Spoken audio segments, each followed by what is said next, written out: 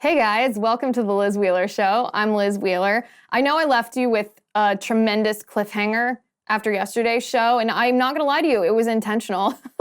I was actually going to talk about it at the end of that show, but that show ran a little bit long. So when I said I had a little back and forth on Twitter with Elon Musk, and I wanted to break that down, because I actually think Elon is an incredibly smart person.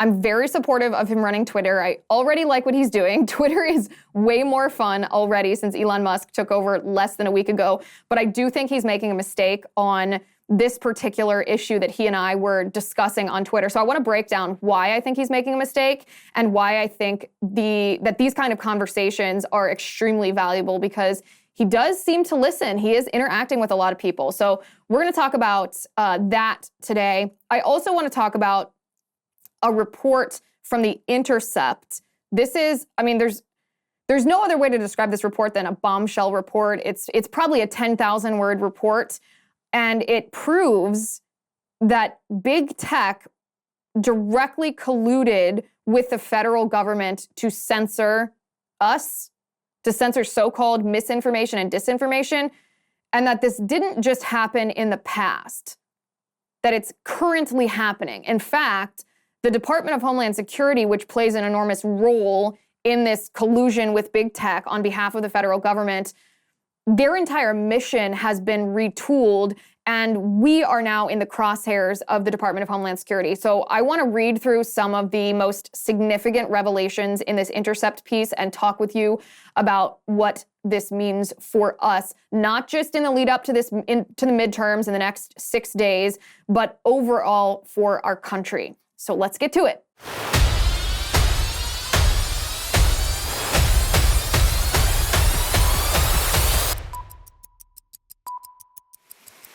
Okay, guys, let me talk to you quickly about Genucel.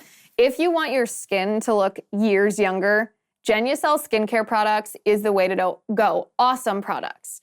That, my friends, is a testimonial from April, who lives in Rockport, Illinois. And yes, ladies and gentlemen, it is that easy to look years younger with Genucel skincare. Celebrate the holidays early with Genucel's most popular package. I got you a great deal. Are you ready for this? 70% off if you go to Genucel.com right now. Treat yourself to the only skincare products that you'll ever need. Finally, Genucel is so confident that you'll love your look that every Genucel order has a 120-day, how many months is that? 3, 6, that's 4 months. Money back guarantee. For a limited time, every most popular package includes Genucel's hyaluronic acid correcting serum for free. Genucel has delighted happy customers for years by treating tens of millions of everyday skin problems like wrinkles, dark spots, dry skin, sagging jawline, facial redness, even those annoying bags and puffiness for men and women just like you. And with their immediate effects product, Genucel guarantees results in as little as 12 hours, or you get your money back. Order at Genucel.com/Liz. By the way, you have to use my URL if you want the really good deal. Your most popular package also includes a complimentary gift set plus free express shipping. Genucel.com/Liz. Genucel.com/Liz. Okay, before we dive into my back and forth with Elon Musk, I know I've gotten into the habit of adding addendums to the show that are tack-on information or a continuation of the discussion that we had the previous day on the previous show, but I couldn't pass this one up. There's additional information about the Paul Pelosi attacker. You ready for this? The Paul Pelosi attacker is an illegal alien. Would you look at that? An illegal alien. So here we have the mainstream media telling us that this was a radical or an extremist right-wing ultra mega individual domestic terrorist inspired by Trump incited to insurrection, when really it's a nudist, hippie, drug addict with severe mental illness, psychosis probably, who used to be progressive and is also an illegal alien. You literally can't make this up. He's from Canada, by the way, which somehow, I don't know why, makes it even funnier. Not that it's funny that he attacked Paul Pelosi. It's not. That part of it is not funny. It is funny to see the mainstream media narrative being completely decimated because they so desperately want this to be an ultra mega domestic extremist when it's not. This is a drug-addled, mentally deranged psychopath who is also an illegal alien. So maybe we should secure our borders. You know, this definitely doesn't sound like a right-wing hate crime. Big LOL to the illegal alien part, but that's the addendum for the Paul Pelosi show. I'm interested in your guys' opinions on the Paul Pelosi attack. What do you think happened? There's so many questions that need to be answered. Why do you think there's no surveillance footage? Do you think that there was association between Paul Pelosi and this person? Let me know what you think. Let me know on Twitter. Let me know on Facebook. Let me know on Instagram. Let me know on Locals, on Rumble, wherever you are. I want to hear your opinion on this. Okay, so the Elon Musk back and forth that I had. I want to first show Elon Musk's tweet. This is what he tweeted. He said, Watchel and Twitter board deliberately hid this evidence from the court. Stay tuned, more to come. This is the photo that he tweeted with that caption. It's from an individual named Yoel Roth. Yoel Roth had posted this on an internal Twitter chat. He said, but also, if Amir continues to BS me, my escalation route is Amir's OKRs are entirely based on fraudulent metrics and he doesn't care and may actively be trying to hide the ball. That's the first chat. And then the second post from Yoel Roth says, literally doing what Elon is accusing us of doing. So let's back up for a second.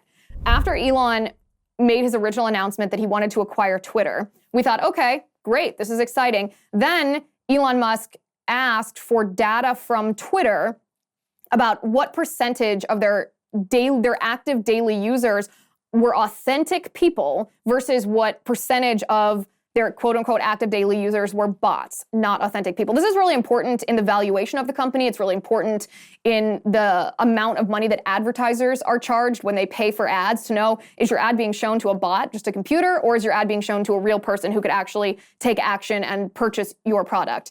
Elon Musk suspected that the 5% number that Twitter had given publicly, they said only 5% of our active daily users are bots. He suspected that that was a lie. Anybody who uses Twitter, it's pretty obvious that that's a lie. A higher percentage of active daily users are obviously bots. So that was the basis for Elon Musk threatening to withdraw from the Twitter deal. He said, well, you're not giving me this information, so I might be buying a product that is actually half fake. I might be paying money for bots. Twitter refused to give this information, and Elon Musk said that they were hiding it from him. So that's the basis of this tweet, is that the Twitter board deliberately hid this evidence from the court. He ended up in a lawsuit with Twitter, remember? And he ultimately decided to purchase Twitter anyway on his original terms. But this internal messaging from Yoel Roth was Elon Musk's evidence that Twitter actually was deliberately using fraudulent data and hiding from him the authentic percentage of active daily users. So my response to this tweet is I immediately recognized the name, Yoel Roth. That's a name that I've seen before. That's a name that I've talked about before on this show and for years prior to this, because Yoel Roth is a nasty individual. And that's what I told Elon. I said, this isn't surprising.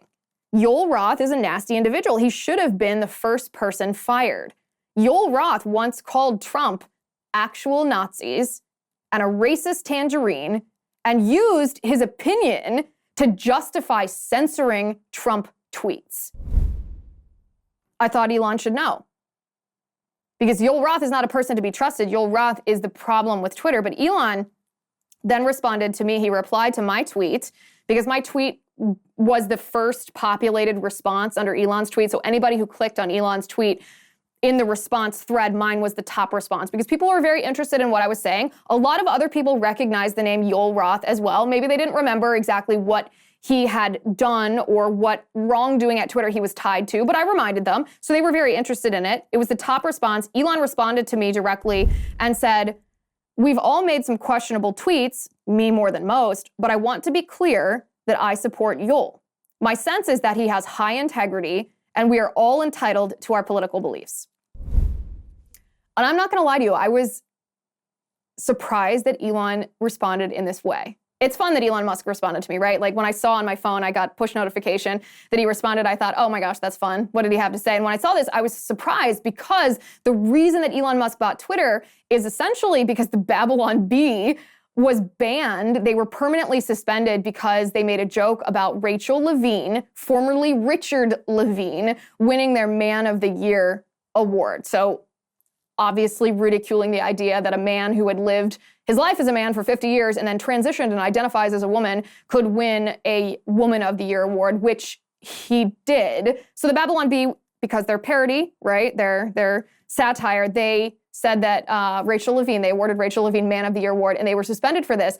Elon was so incensed over this that he was like, okay, this is it, right? This tips the scales. This is the straw that broke the camel's back. This censorship is outrageous. And that kind of set into motion this whole acquisition of Twitter, because Elon realized that not only was objective truth being censored, that the leftists at Twitter were deliberately targeting conservatives. And so I was surprised that Elon Musk said that he supports Yoel Roth and that his sense is that he has high integrity, because Yoel Roth is one of the biggest offenders at Twitter in the very area that Elon recognized, to the point that it prompted him to try to acquire Twitter. So I, of course, responded to Elon Musk because, can't help myself. And I said, sure, he is entitled to his views. But when he tweets that half the country are racists and brags on LinkedIn that he's in charge of the terms of service that gets conservatives flagged and banned, that doesn't seem like a neutral forum. Anyway, glad you're in charge now. Unban the Babylon Bee when you can, because does anyone else think it's nuts that the Babylon Bee has yet to be let out of Twitter jail? What was this, like Friday, Thursday? It was Thursday night, right? That Elon Musk acquired Twitter, and the Babylon Bee still hasn't been restored. So unban the Babylon Bee, Elon, if you possibly can. Okay, so the bigger point that I wanted to make here was about exactly what Yoel Roth has done. We're going to talk about that in just a second. But first, I want to talk to you about Field of Greens. Back in the day, the good old days, if you will, people grew what they ate. Fresh vegetables and fruits were the core of their diet. But as Americans have become busier, now, for convenience sake, we eat pre-made, processed, fast food, the easy stuff, right? But it's not healthy. It's definitely not the 6 cups of veggies and fruits a day that you are recommended to be eating. So let me tell you about Field of Greens, which is a solution to this problem. Field of Greens is packed with a full spectrum of essential vegetables and fruits, plus science-backed herbs and prebiotics. This is what we need to stay healthy when we don't have time to be growing everything that we eat. Field of Greens works fast. You'll have more energy, you'll look and feel healthier, and it can even help you lose weight. Next time you're at the doctor and they compare your old lab work to your new lab work, I bet the doc will tell you, listen, you crushed it. Join me and take Field of Greens. And to get you started, I got you 15% off your first order. And that's not all. I got you another 10% off when you subscribe for recurring orders. Visit fieldofgreens.com and use my promo code Liz.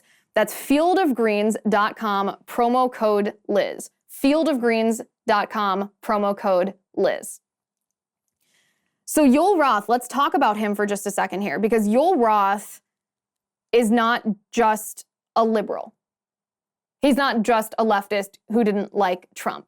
He was responsible for helping craft and then enforce terms of service, which originally, remember the first thing that Twitter did to censor President Trump? The first thing they did was not kick him off the platform. The first thing they did was add the little addendum underneath his tweets that labeled it as false or misleading information and that disallowed people from retweeting it. That was the first penalty box that they put Trump in. And Yoel Roth on Twitter or on LinkedIn stated that that was his job to not only create those terms of service, but to enforce it. He publicly took responsibility in a proud way. He was proud of this. He was bragging about this. He publicly took responsibility for doing this, which shows me that it's not just a matter of, okay, he's liberal, who cares what his political views are if he's doing his job. In fact, there's a conservative by the name of Ian Miles Chong who tweeted that he agreed with Elon Musk's take on Yoel Roth. This is what Ian Miles said. He said, "This is the right attitude to take. If he's good at his job and he doesn't let politics get in the way of it, he should by all means keep it." And actually, I don't disagree with Ian Miles. Yeah, that's true. If he's good at his job and he doesn't let politics get in the way of it, then sure, who cares about his politics, right? Like, he's just an employee. He should do his job. The problem is, this is what I responded to Ian Miles. I said, well, he says on LinkedIn that his job is determining the terms of service that were related to censoring Trump tweets about election integrity and voter fraud. Isn't this literally the problem with Twitter? Creating and enforcing terms that deliberately target conservatives. If that is his job, then he should lose it. Yoel Roth is actually a perfect example of the problem at Twitter.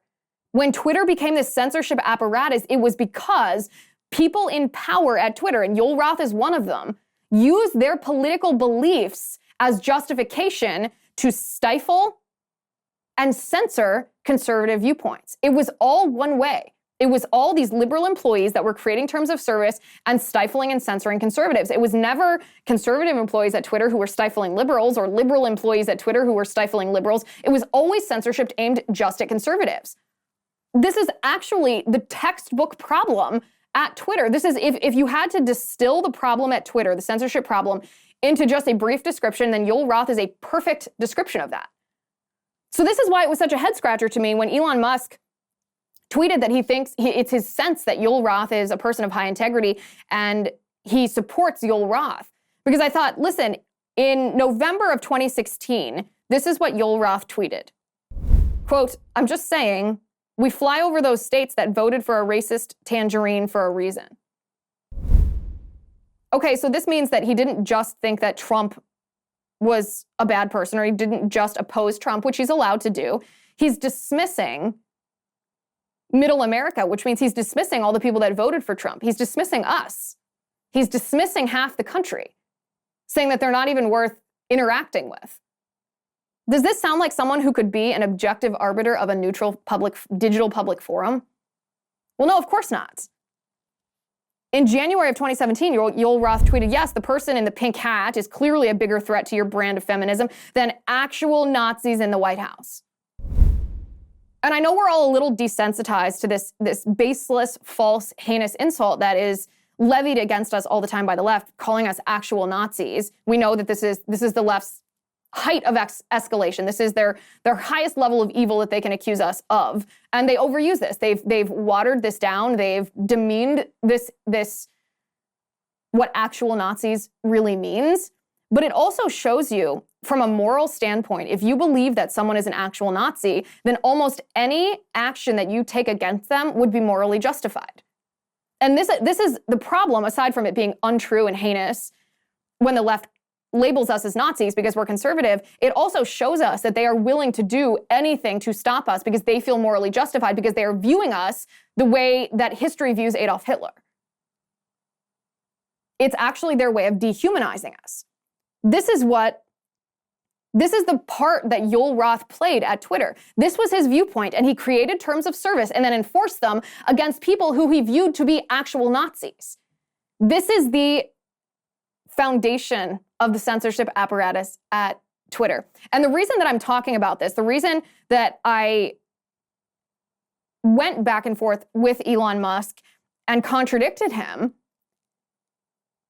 is because I think that he has proven that he's willing to listen, that he's not so dogmatic in an opinion that he's unwilling to change it. And so my hope is that Elon Musk was either naive to what Yoel Roth has done in the past. Maybe Yoel Roth is an extremely charismatic person. I don't know. Maybe he is helping Elon by giving him this information that Elon tweeted, right, about Twitter hiding the actual percentage of active daily users. I don't know. Maybe he's being useful to Elon right now, and therefore Elon feels some loyalty because he walked into the lion's den at Twitter headquarters, right? I don't know what it is, but I hope that Elon Musk sees Yoel Roth not just for perhaps friendliness or the help that he's giving Elon now, but he sees him for what he has wrought at Twitter, the consequences of his work and his power at Twitter to actually censor conservatives, which, like I said, is one of the biggest problems. And I think too that I would encourage Elon to not only uncover the extent of the censorship that happened at Twitter, their targeting of conservatives, their communication about specific people. I would encourage Elon Musk to release all of that publicly. Because it's one thing if Elon says, yes, there was an extensive censorship apparatus that happened at Twitter. Conservatives would believe him because we've experienced it. But liberals won't, because it's Elon Musk and because the targets were conservative. But if Elon releases the proof of this, if he releases the algorithms or the communications, if he releases the apparatus itself publicly, then it will be harder to deny. And it's good if it's harder to deny, because everyday Americans, even if they're liberal, even if they vote Democrat, they don't want this. It's only the fringe radicals that unfortunately are elected Democrats, elected officials who are members of the Democratic Party who want this. So my recommendation to Elon is uncover this and then release it so that it cannot be denied. Will he do this? I don't know. I would say never underestimate the tremendous power that Elon, or the tremendous pressure that Elon will be under to kowtow to this censorship apparatus. It's vast, it's powerful, it will crush you, and he is now their primary target. I certainly would, if I were Elon, I would release the stuff. I encourage Elon to release the stuff, but not everyone has the strength and the ability to buck the system. So what we should do is we should pray for him. We should pray for strength. We should encourage him. We should dialogue with him on Twitter because he does read it. He does listen. He does respond. And he has shown himself to be an open-minded individual who has an active curiosity and he's in active pursuit of the truth. And that's one of the best qualities a person can have. One of the qualities that I respect and admire the most is putting your bias, your pre-existing bias to the side and simply pursuing truth for the value of truth. Elon Musk has shown that he has embraced that quality. So hopefully he will uncover the censorship apparatus and release it. So I want to contradict myself here for a second and say that one thing that I said is not entirely true. And we learned yesterday that it was not entirely true. And we're going to talk about that in just a second. But first, I want to talk to you about Nutrafol. I like Nutrafol because it's both natural and it works, which is the best combination. Now, maybe you are suffering from hair loss. Maybe you are a balding man watching this show, and there's no shame in that. There is, however, a holistic solution for men that promotes both healthier hair and whole body wellness without drugs or prescriptions. It's called Nutrafol. Nutrafol is clinically shown to improve hair growth, thickness, and visible scalp coverage without compromise. And guys, when I say without compromise, I mean a lot of these type of hair growth supplements will negatively impact your sex drive. Not so with Nutrafol. Nutrafol is comprised of 21 potent natural ingredients that actually support sex drive, support better sleep, and less stress too. In a clinical study, men showed progressive improvement in hair growth and thickness after 3 and 6 months. So you can grow thicker, healthier hair, and simultaneously, you can support our show. It's a win-win by going to Nutrafol.com and entering promo code Liz. And if you use my promo code, you will save $15 off your first month's subscription. This is their best offer. It's only available to U.S. customers for a limited time. Plus, you'll get free shipping on every order. Get $15 off at Nutrafol.com. It's spelled Nutrafol.com, promo code Liz. Nutrafol.com, promo code Liz.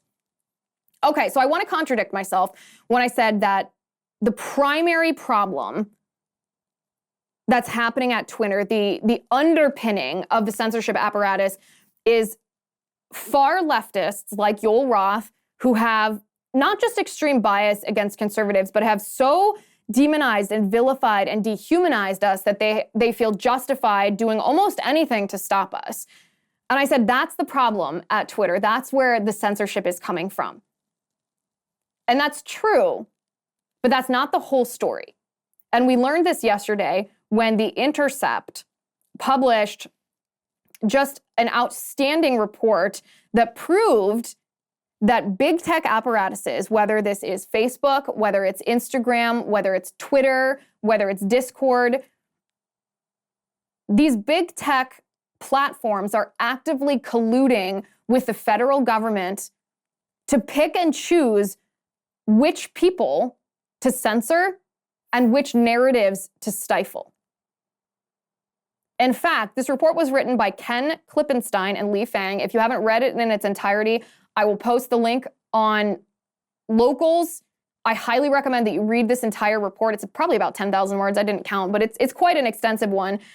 And I want to read some of the most pertinent parts that show us what we're up against. But this makes the problem at Twitter twofold. This makes it not just radical leftists who want us silenced by any means, having the power to create terms of service and then enforcing those terms of service against us to censor us and cancel us and ban us. This adds another dimension to the censorship apparatus that government is actively directing big tech who to censor. Now, big tech has the choice whether they allow this to happen, but big tech has chosen to allow this to happen. In fact, in this report, it is detailed that Facebook specifically built an entire web page, a web portal, where government officials have a direct line of communication to big tech to request specific posts by specific people be censored or taken down by these tech platforms. That website, as of the publication of this article, of this report by the Intercept, that portal is still active. In order to submit a report, it can't be me, it can't be you, it has to be someone with a government-issued email address. But this means that big tech is acting as an agent of the state, censoring free speech where government is not allowed to do that directly.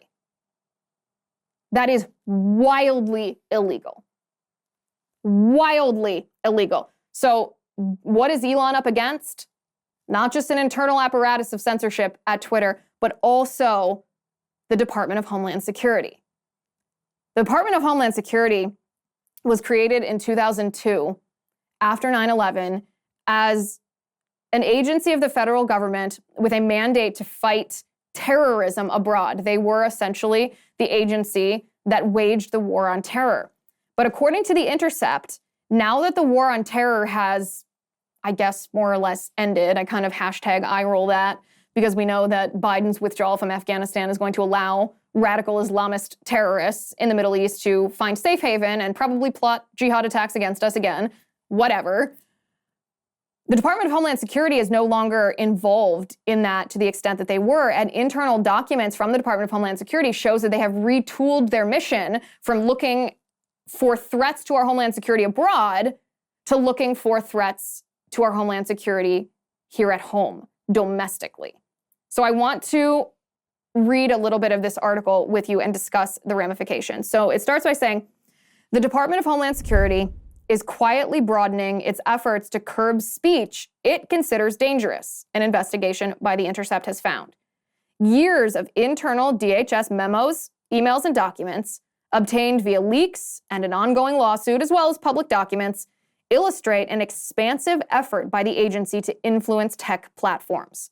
The work, much of which remains unknown to the American public, came into clearer view earlier this year when DHS announced a new disinformation governance board. You guys remember that, right? With Scary Poppins at the head. Fortunately, we put a stop to that. The Intercept writes, this panel was designed to police misinformation, false information spread unintentionally, disinformation, false information spread intentionally, and malinformation, factual information shared, typically out of context, with harmful intent, that allegedly threatens U.S. interests. While the board was widely ridiculed, immediately scaled back, and then shut down within a few months, other initiatives are underway as DHS pivots to monitoring social media now that its original mandate, the war on terror, has been wound down. Behind closed doors and through pressure on private platforms, the U.S. government has used its power to try to shape online discourse. According to meeting minutes and other records appended to a lawsuit filed by Missouri Attorney General Eric Schmidt, a Republican who is also running for Senate, discussions have ranged from the scale and scope of government intervention in online discourse to the mechanics of streamlining takedown requests for false or intentionally misleading information. So let's pause right there for a second. This is the big picture of what the Department of Homeland Security is doing.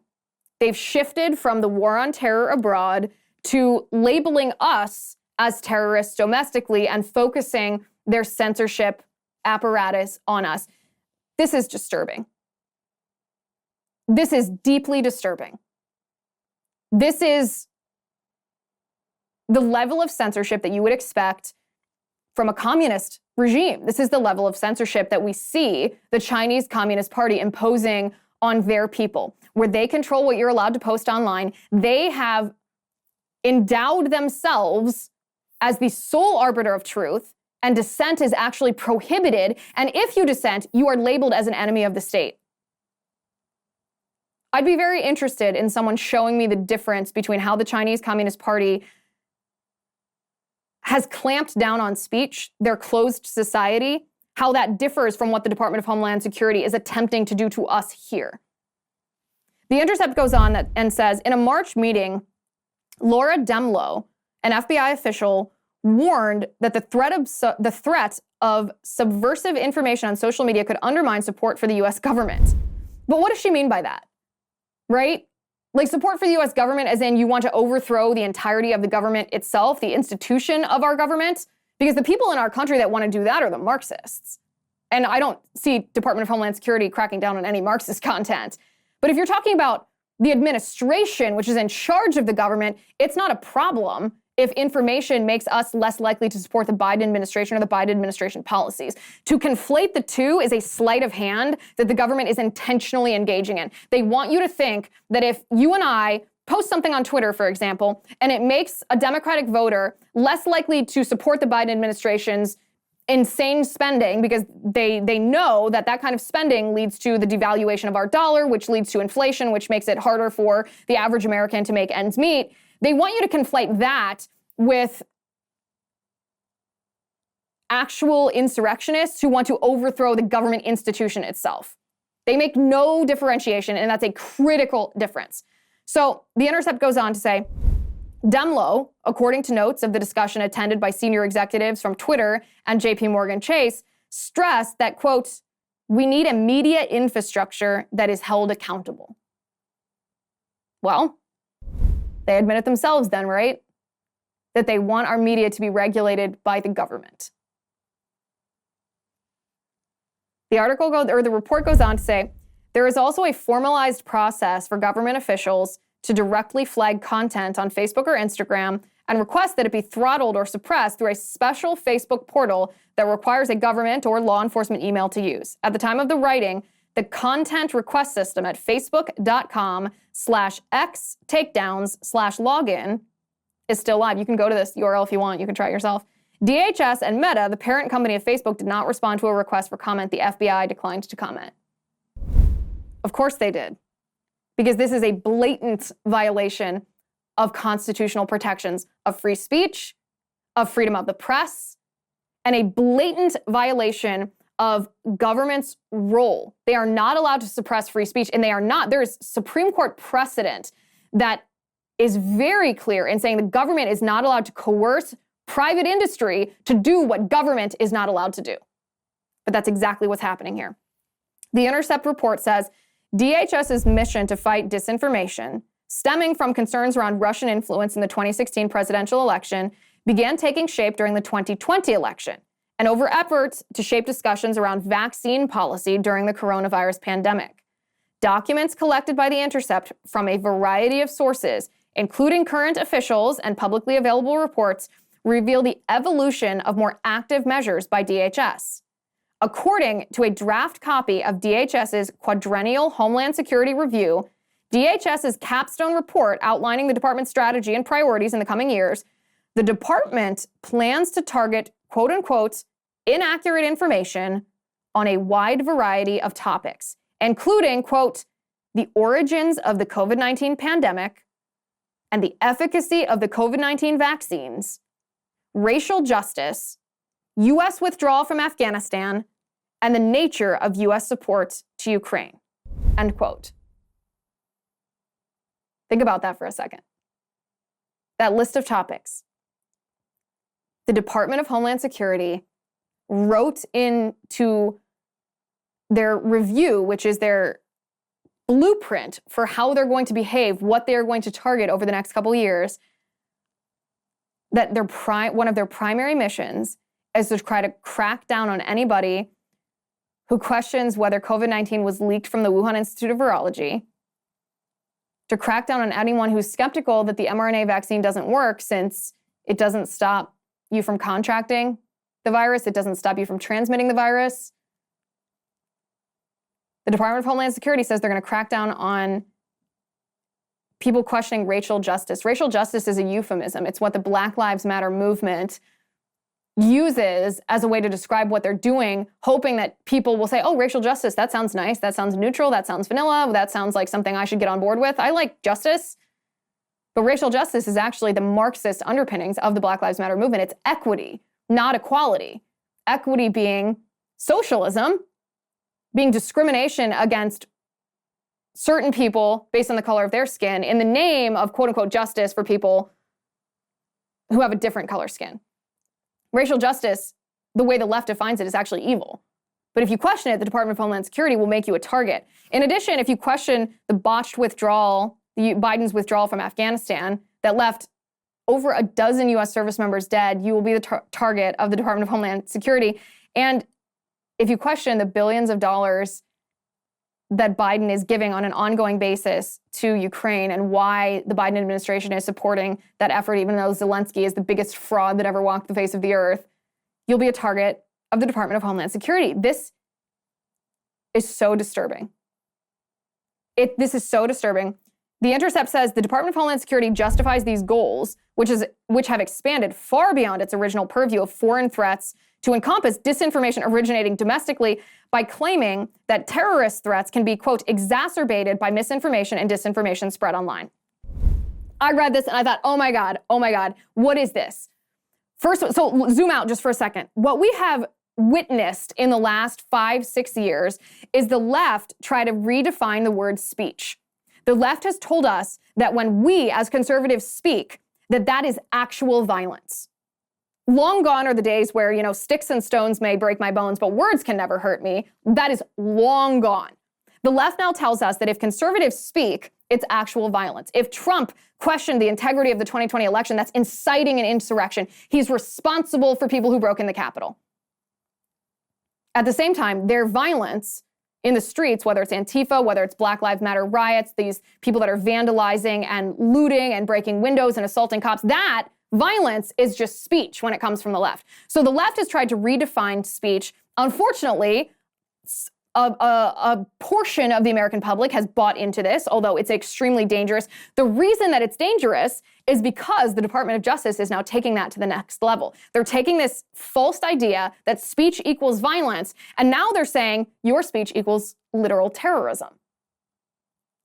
Quote, terrorist threats can be exacerbated by misinformation and disinformation spread online. So now if you post that you didn't get the mRNA vaccine because you don't think you need it, COVID-19 is not that dangerous, it's not that dangerous for your age demographic, you think there are severe adverse effects that come from the vaccine, it's a fraud, it's just a Fauci big pharma profit motive, you're responsible for actual terrorism. This is the strategy of the Department of Homeland Security now. Now that the left has successfully labeled conservative speech as violence, they will label speech opposing or dissenting leftist policies, Biden administration policies, as actual terrorism and aiding and abetting a terrorist. Who wouldn't want to crack down on that kind of evil person, right? It's appalling. The Intercept writes, prior to the 2020 election, tech companies, including Twitter, Facebook, Reddit, Discord, Wikipedia, Microsoft, LinkedIn, and Verizon Media, met on a monthly basis with the FBI, the CISA, and other government representatives. According to NBC News, the meetings were part of an initiative still ongoing between the private sector and government to discuss how firms would handle misinformation during the election. Remember what misinformation is as they define it, right? Disinformation means that you know that what you're saying is false, and you are saying it maliciously to try to mislead someone. And the First Amendment says you have a right to do that unless you're selling a product, in which case, that's fraud. But you're allowed to go on Twitter and say something that's false if you want. You might put yourself, if it's about a person, you might put yourself in the way of a libel lawsuit, but you're allowed to say things that aren't true. The Democrats say things that aren't true all the time. Stacey Abrams just said we don't know when a human life begins. Hillary Clinton constantly says, abortion is just about a woman's body. These are false things. They're false things that these people know are false, but they're allowed to say it. The First Amendment protects them. Misinformation is different than disinformation because misinformation is something that's untrue that you didn't realize was untrue when you said it. So maybe you shared a story that turned out not to be accurately sourced. You had no intent to spread information that was false. That's misinformation. The Department of Homeland Security, the federal government, and big tech have decided that if they determine that something that you say is false or inaccurate, even if you didn't intend it to be inaccurate, they're similarly going to crack down because even that exacerbates terrorist threats. So think about what we say about the political policies that we support, that the conservative movement, the Republican Party supports. Think about the things that we say that the left believes to be false. They're not false what we say when we say lowering taxes helps the economy and helps create jobs. The left thinks that's false. Even though we have the empirical evidence on our side, we know it's true. The left believes that it's false But if the left are also the arbiters of truth, if they are the enforcers of the censorship apparatus, anything that they think is false, they're going to label as misinformation or disinformation, but misinformation, and crack down on it because you're aiding and abetting terrorists. The Intercept writes, the stepped-up counter-disinformation effort began in 2018 following high-profile hacking incidents of U.S. firms, when Congress passed and President Donald Trump signed the Cybersecurity and Infrastructure Security Agency Act, forming a new wing of DHS devoted to protecting critical national infrastructure. An August 2022 report by the DHS Office of Inspector General sketches the rapidly accelerating move toward policing disinformation. From the outset, the CISA boasted of an evolved mission to monitor social media discussions while routing disinformation concerns to private sector platforms. In 2018, then DHS Secretary Kirstjen Nielsen created the Countering Foreign Influence Task Force to respond to election disinformation. The task force, which included members of CISA as well as its Office of Intelligence and Analysis, generated threat intelligence about the election and notified social media platforms and law enforcement. At the same time, DHS began notifying social media companies and voting-related disinformation appearing on social platforms. Just wait. Under President Joe Biden, the shifting focus on disinformation has continued. In January 2021, CISA replaced the Countering Foreign Intelligence Task Force with a misinformation, disinformation, and malinformation team, which was created, quote, to promote more flexibility to focus on general MDM. By now, the scope of the effort had expanded beyond disinformation produced by foreign governments to include domestic versions. The MDM team, according to one CISA official quoted in the IG report, counters all types of disinformation to be responsive to current events. So what does this mean? This means if the Biden administration thinks that something we say is wrong, the government is acting as a propaganda agency, telling you not to listen to me, but telling you that you have to listen to the government, or the government using big tech to stifle what I'm saying so that you don't even get a chance to hear it. The Intercept writes, Jen Easterly, Biden's appointed director of CISA, swiftly made it clear that she would continue to shift resources in the agency to combat the spread of dangerous forms of information on social media. Quote, one could argue we're in the business of critical infrastructure, and the most critical infrastructure is our cognitive infrastructure. So building that resilience to misinformation and disinformation, I think, is incredibly important. So that's what, stage 2 of this redefinition, when the left said, okay, your speech is violence. DHS says your speech actually aids and abets terrorism. Now they're redefining critical infrastructure, which we used to understand as like water supply, food supply, roads, critical infrastructure, infrastructure that we need for our economy to keep moving. They're redefining critical infrastructure to include cognitive infrastructure.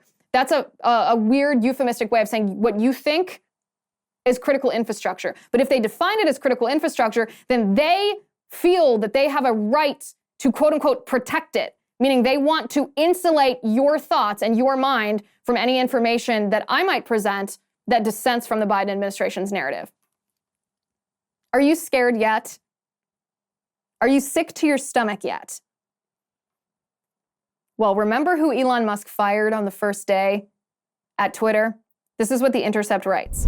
In June, the same DHS Advisory Committee of CISA, which includes Twitter head of Legal Policy, Trust, and Safety, Vijaya Gadde, that's the name, and University of Washington professor Kate Starbird, drafted a report to the CISA director calling for an expansive role for the agency in reshaping the, quote, information ecosystem.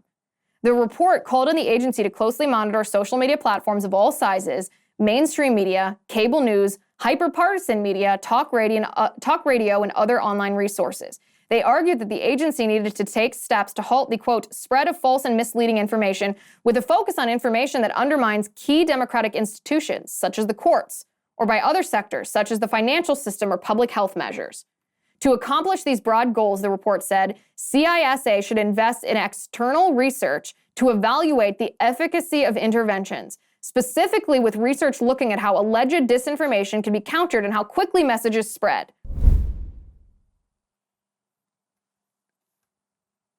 So what's happening at Twitter, Yoel Roth is a huge part of the problem. Liberal, radical leftists having the power to dehumanize and vilify conservatives and therefore to stifle, censor, and ban conservatives. That's a huge part of the problem.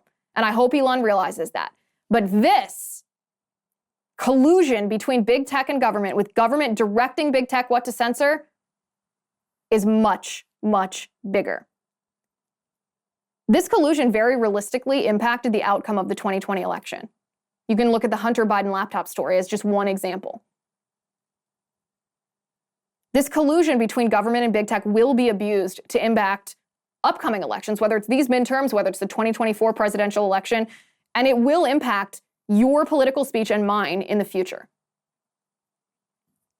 It almost begs the question. We've said that we need to abolish the Department of Education. We've said we need to abolish the IRS. We've said we need to abolish the FBI. But do we need to abolish the Department of Homeland Security too? Because this shows that the entire agency is corrupted to its core. That it rejected, it closed the book on its original mission of fighting terrorism abroad, and is now labeling us as domestic terrorists, intending to use the power of the federal government to stifle us. Free speech, actually, legally, should be mandated on all of these big tech platforms that were involved in these discussions with the federal government because of this collusion.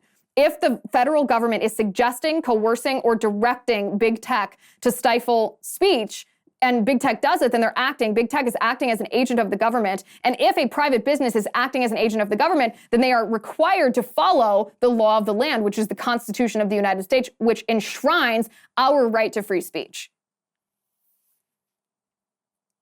We were right about big tech censorship. We were told that we were engaging in conspiracy theories. It wasn't a conspiracy theory. It is a conspiracy. Okay, now it's time for the bananas video of the day. This one's a real head scratcher. Let's see it. Just spray me. It makes me feel about this big. Yeah, that's how they feel when you misgender them. So now you can know the feeling. Just get it right and you won't have to get sprayed.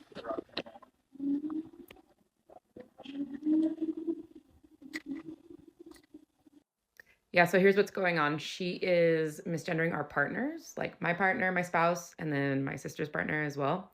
Yeah, and she's known them for years and years. So we tried telling her nicely, and now we're balance training. Balance training? Okay, so let's look at exactly what's going on here. So what's going on here is this individual is using a spray bottle to spray her mother with water if her mother misgenders transgender people. This is what cat owners do to their cats to train their cats to stay off the furniture. You take a spray bottle and you spray the cat. And it's okay to do that to a cat because a cat is an animal. But what these people are doing, these radical LGBTQ activists are doing, is treating their mother the way we treat animals. This is so disturbing and so messed up. And I'm glad that we saw this video. Because when the left tries to tell us, oh, we're just trying to be tolerant, we're just trying to accept these people. No. What you're doing is you're trying to force other people to comply with your Marxist agenda here, and you are the ones dehumanizing other people. Something to behold. All right, over on Locals, I'm going to talk about why conservatives are so afraid to say that affirmative action is racist. You want to join over there for that because a lot of conservatives are afraid to say that affirmative action is racist, and they shouldn't be. They shouldn't be afraid to say it. You can go to LizWheelerShow.com/locals. This will be free for everyone to watch. LizWheelerShow.com/locals. Thank you for watching today. Thank you for listening. I'm Liz Wheeler. This is The Liz Wheeler Show.